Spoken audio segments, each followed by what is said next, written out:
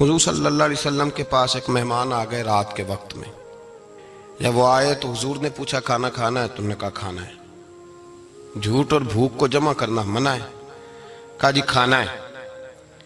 تو حضور صلی اللہ علیہ وسلم نے فرمایا ازواج مطہرات کے گھروں میں پتہ کرو کچھ ہے. حضرت ام سلمہ کے گھر میں پتہ کیا تو کہا یا رسول اللہ 4 دن سے روٹی نہیں پکی.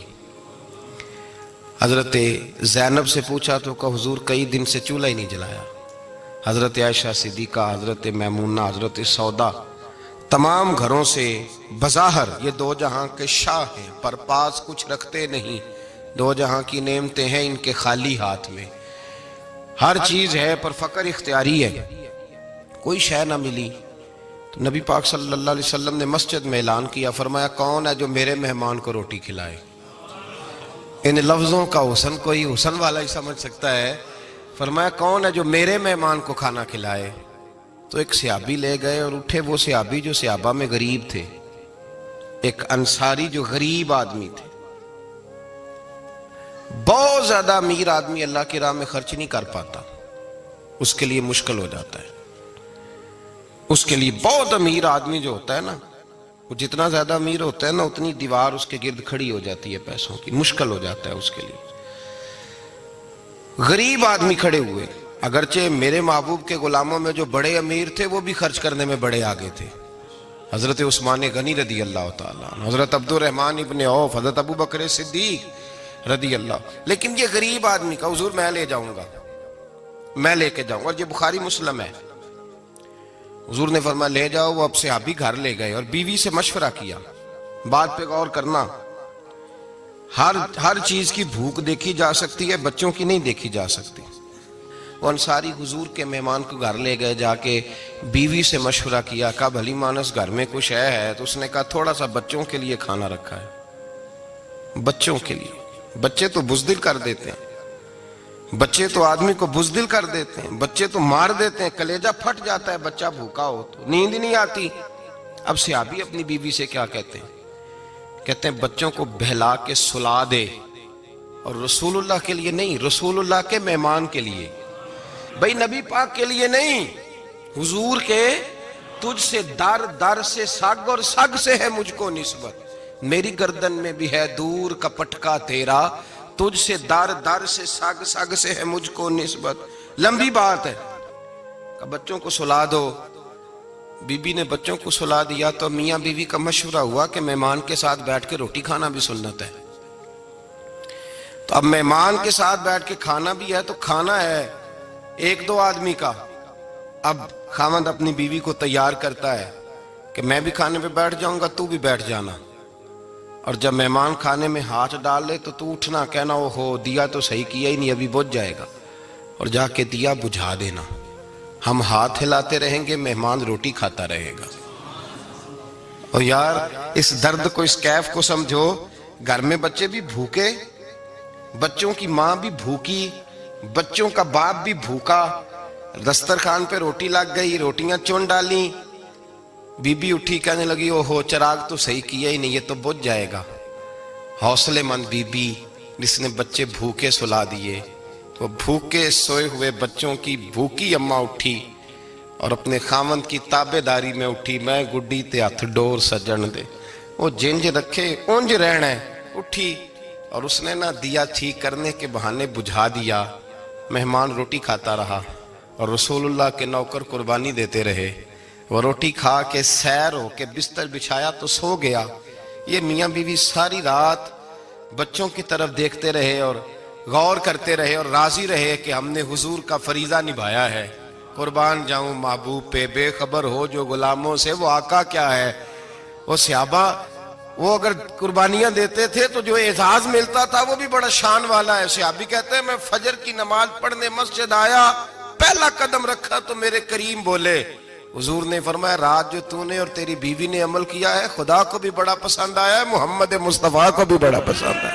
اور پھر ایک لفظ اور ہے حدیث میں، ایک روایت میں کچھ جملے اور بھی ہیں. حضور نے فرمایا جب تو اور تیری بیوی رات مہمان کے ساتھ ایثار کر رہے تھے نا تو عرش کا مالک تمہیں مسکرا مسکرا کے دیکھ رہا تھا.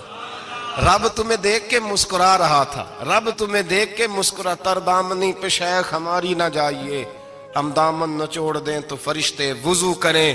پر میں وہ مسکرا رہا تھا کہ میرے بندے میرے رسول کی رضا کے لیے کیا کر رہے ہیں۔ اور صاحب دیکھو، نبی پاک کے لیے نہیں، خاندان کے لیے نہیں، خاندان نبوت کے لیے نہیں، حضور کے نہ سمجھیں یار، اس پہلو کو سمجھیں، نبی پاک کے بریلی کے امام بول پڑے، فرمانے لگے تجھ سے در، در سے سگ، سگ سے ہے مجھ کو نسبت، تجھ سے در، در سے سگ کتے کو کہتے ہیں فارسی میں۔ فرماتے محبوب تیرا دروازہ اور دروازے پہ کتا، اور کتے کے پاس میں بیٹھا ہوں، چلو کتے کے پاس تو بیٹھا ہوں نا، میری گردن میں بھی کوئی تو پٹکا آیا ہی ہے نا، تجھ سے در، در سے سگ، اور سگ سے ہے مجھ کو نسبت، چلو میری گردن میں بھی ہے دور کا پٹکا تیرا۔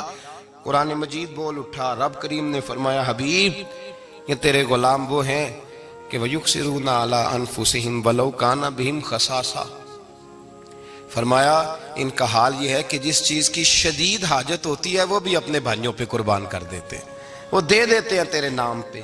جب مکے والے مدینے آئے، انصار مدینہ، تو میرے مصطفیٰ کریم نے فرمایا نہ تمہاری نسلیں ایک ہیں نہ قبیلے ایک ہیں، لیکن تمہارا نبی ایک ہے، تمہارا رسول ایک، خدا ایک، کتاب ایک، تمہارا میری وجہ سے رشتہ ہے، چلو اپنے بھائیوں کے ساتھ احسار کرو، چلو احسار کرو۔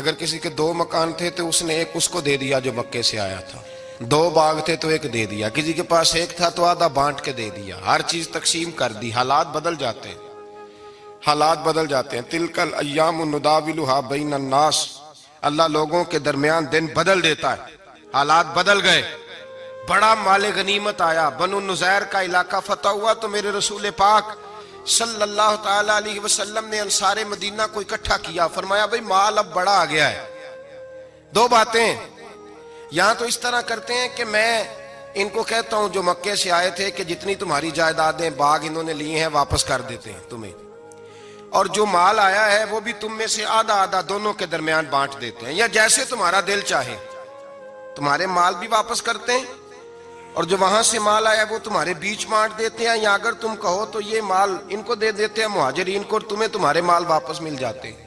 حضور نے پوچھا انصار مدینہ سے، حضرت سعد بن معاذ، سعد بن عبادہ تڑپ کے کھڑے ہوئے، عرض کی محبوبہ میں تو ابو بکر کو جانتا ہی نہیں تھا، حضور مجھے کیا پتا عمر کون ہے، میں کیا جانوں عثمان غنی مولا علی کی عظمتوں کو، محبوبہ میں نے تو تجھے ان کی طرف مسکرا کے دیکھتے ہوئے دیکھا ہے، تیرا جلوہ دیکھا ہے، تجھ سے در در سے ساگ ساگ سے ہے مجھ کو نسبت۔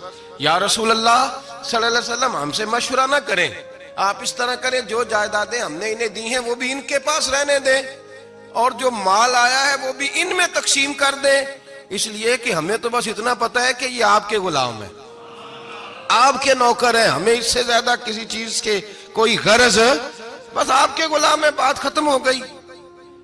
حضور خاموش ہو گئے۔ صحابہ کہتے ہیں دیر کے بعد ہم نے کہا فیصلہ ہونا چاہیے، فیصلہ پتہ کیا ہوا؟ حضور نے ہاتھ اٹھائے، کہا اے اللہ میرے مدینے والوں پہ رحم فرما، اے اللہ میرے انصار پہ رحم فرما، اللہ ان کے جذبے قبول فرما۔ بھائی احسار والی زندگی وہ کیا بات ہوئی کہ میں نے بڑی قربانی دی ہے، اور جب تک تو قربانی نہیں دیتا تو قدر والا نہیں ہوتا۔ جو چیز قربانی سے حاصل ہوتی ہے اس کی قدر ہوتی ہے، جو چیز مفت میں آ جاتی ہے اس کی کوئی قدر نہیں ہوتی، کوئی قدر نہیں۔ میں اکثر سوچتا ہوں کہ حضرت خواجہ اجمیری کے خلیفے اجمیر میں بھی تو ہونے چاہیے تھے نا، لیکن ان کے خلیفے اجمیر میں نہیں ہوئے، دلی میں ہوئے۔ تو میں سوچتا ہوں دلی والوں کے خلیفے دلی میں ہونے چاہیے، لیکن دلی میں نہیں ہوئے، پاک پتن میں ہوئے، تو پاک پتن والوں کے یہاں ہو جاتے۔ وہ اس لیے کہ قربانی جو دیتا ہے نا، جو دور سے چل کے آتا ہے وہ قربانی کرتا ہے، قربانی دیتا ہے، اس کو قدر زیادہ ہوتی ہے۔ ہم نے کسی شے کے لیے کبھی قربانی نہیں دی، نہ دین کے لیے، نہ قرآن کے لیے، نہ مسجد کے لیے، نہ شیخ کے لیے، نہ طریقت کے لیے، قربانی تو ہے ہی نہیں۔ تو جو شے مفت ملتی ہے اس کا نہ مزہ آتا ہے نہ قدر ہوتی ہے۔ جو چیز قربانی کر کے لیتے ہو نا، قربانی کر کے، اس کی قدر ہوتی ہے۔ کسی لیے کہا تھا کسی درویش نے، اس نے کہا تھا قدر نبیدہ ایک کی جانن دنیا دار کمینے، قدر نبی دا جانل واگے سو گئے وچ مدینے. ان سے پوچھو نا، ان سے پوچھو ان حضرات کو کتنی قدر تھی. قربانی اپنی زندگی میں دینا سیکھیں. ایک ہوتی ہے بندے کی ذاتی خواہش، اس کو کچلنا بڑا مشکل ہوتا ہے. قربانی بڑی ضروری چیز کا نام ہے، اور جو قربانی دینا سیکھ جاتا ہے وہ بچ جاتا ہے. کتیا 6 بچے جنم دیتی ہے لیکن قربانی نہیں نہ دیتی بچوں کی، تو ریوڑ نہیں بنتے، اجڑ نہیں بنتے. بکری 2 بچے پیدا کرتی ہے اور سال کے بعد ہزاروں بچوں، لاکھوں بچوں کی قربانی دیتی ہے، پر پھر بھی جدھر جاؤ بکرے ہی بکرے نظر آتے ہیں. جو قربانی دینا سیکھ جاتا ہے نا، یزید نے کوئی قربانی نہیں دی، اس لیے کوئی شخص بھی کھڑا ہو کے نہیں کہتا، حالانکہ 14-15 بیٹے تھے یزید کے، کوئی بھی کھڑا ہو کے نہیں کہتا میں اس کی نسل میں سے ہوں. امام حسین نے ساری قربانی دے دی. ایک زین العابدین بچے تھے، پوری دنیا میں اللہ نے سید عطا فرمائے ہوئے ہیں. جو قربانی دینا سیکھ جاتا ہے وہ بچ جاتا ہے. ہم نا قربانی کیا، ہمارے پاس تو اضافی شے ہے وہی دینے کو تیار نہیں. جب آپ تیار ہی نہیں تو سودا ہی نہیں کر، آپ نکلے ہی نہیں میدان میں، تو حاصل کیسے ہو؟ حصول تو تب ہوگا نا جب آپ کوئی انویسٹمنٹ کریں گے. تو آپ انویسٹ ہی نہیں کر رہے تو بھائی آپ نے پودا ہی نہیں لگایا تو پھل کیسے ملے؟ قربانی نہیں دی تو وہ درجہ کیسے ملے؟ اس کے لیے تو قربانی ضروری ہے. اب تمام صحابہ کی زندگی پڑھ لیں، حضرت ابو بکر سے لے کر حضرت بلال تک، یہ سارے قربانی والے ہیں. آپ تمام اولیاء کی صفت پڑھ لیں، غوث اعظم، جیلانی، داتا علی اجویری، خواجہ معین الدین، یہ سب قربانی والے لوگ ہیں. قربانی دیتے رہے تو بچے ہوئے ہیں. ان کے جو ساتھ تھے وہ بھی قربانیوں والے تھے. قربانی حصہ ہے طریقت کا، قربانی ضروری ہے. اور ہمارے صوفیاء تو کہتے ہیں جس شخص نے تصوف میں آ کے قربانی نہیں دی. بزرگوں کے پاس ایک شخص آیا، غالباً خواجہ نظام الدین محبوب الہی کی بات ہے، میرے ذہن میں نام پورا نہیں سما رہا. تو ایک مرید نے آ کے کہا حضور زکوٰۃ کتنی دینی ہے؟ فرمایا 2.5%.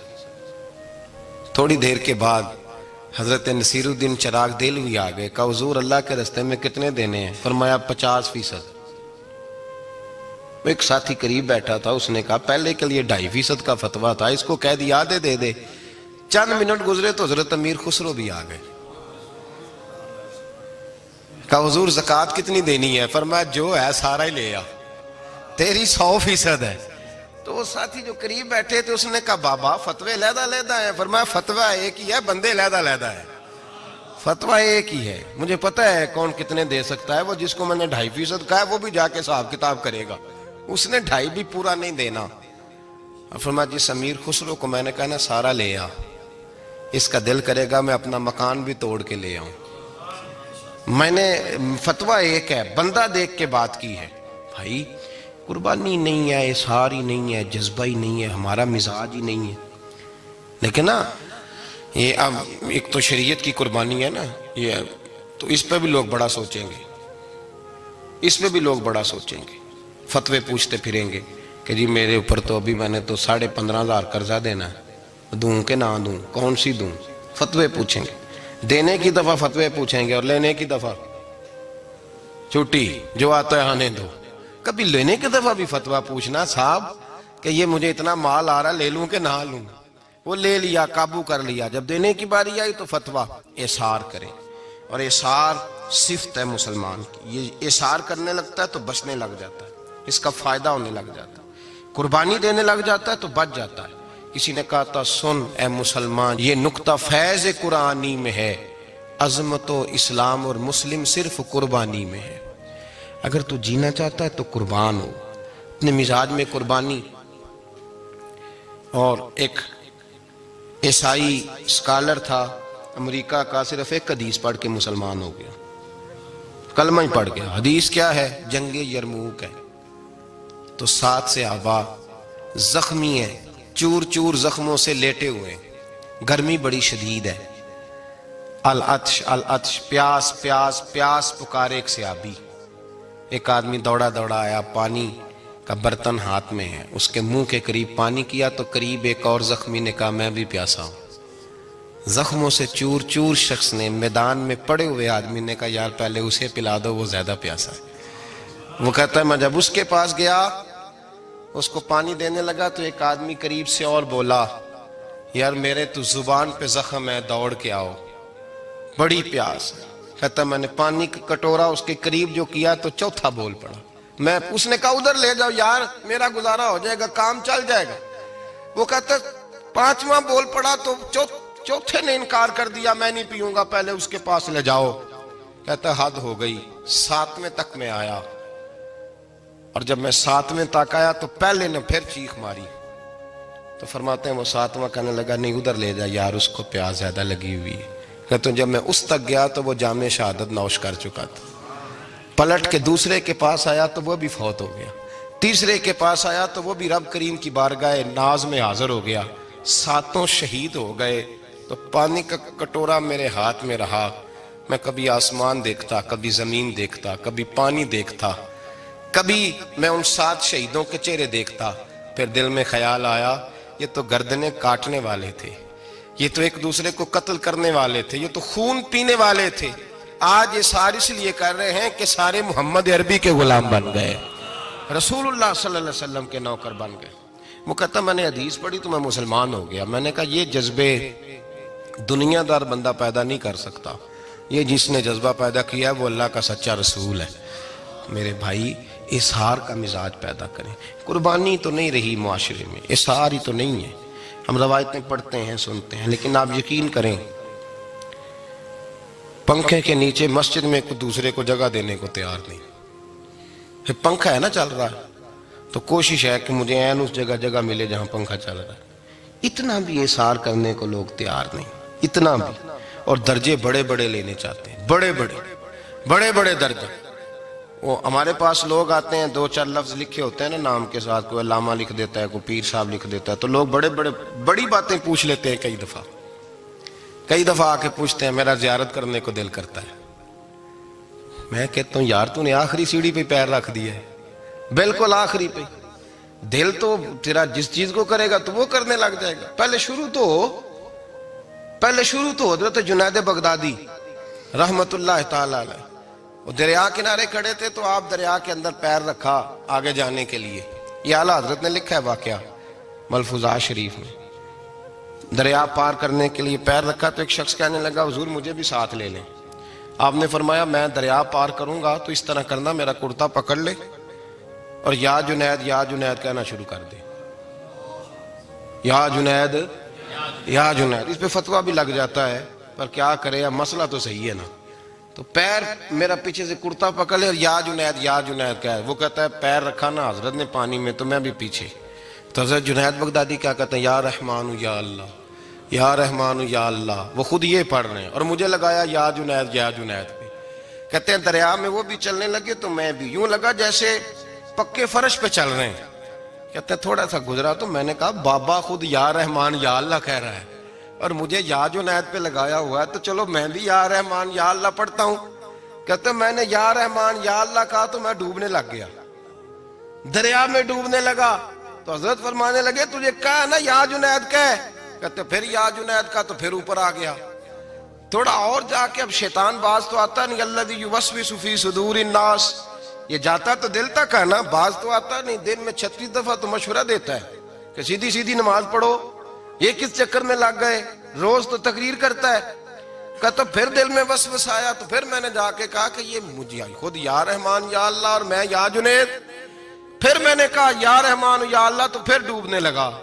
کہتے ہیں بابے نے پکڑ کے نکالا، کہا چپ کر کے یا جنید کہہ اگر پار جانا ہے تو، یا جنید کہہ۔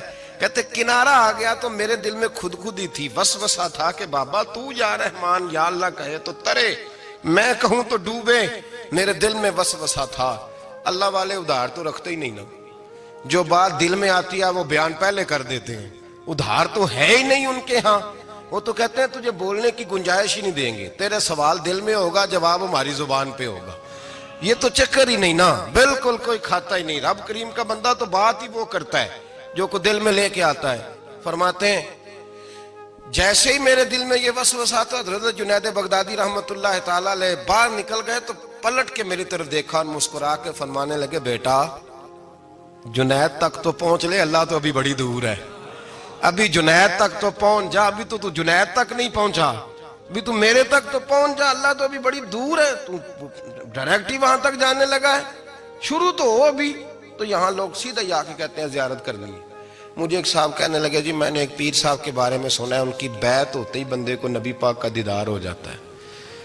میں نے کہا ٹھہر جا ذرا، اس کو بھی کہہ بریک پہ پیر رکھے، بیعت کرتے ہی دیدار ہو جاتا ہے؟ یہ کوئی لوٹ سیل ہے؟ زندگی گزر جاتی ہے انسان کی، مر جاتا ہے، اور جس کو حضور کا دیدار ہو پھر بچ جائے، پھر قائم رہے، پھر اس کی زندگی نہ بدلے، پھر اس کا دنیا سے کوئی تعلق رہ جائے۔